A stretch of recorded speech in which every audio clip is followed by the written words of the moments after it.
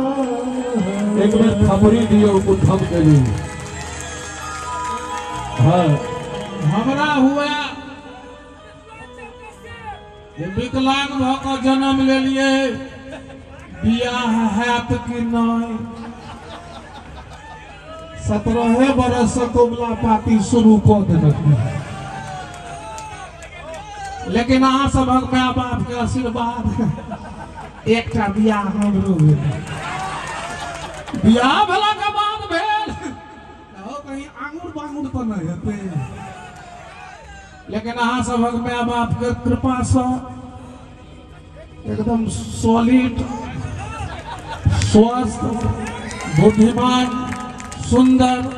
चरित्रवान गुणवान बेटा भगवती दिल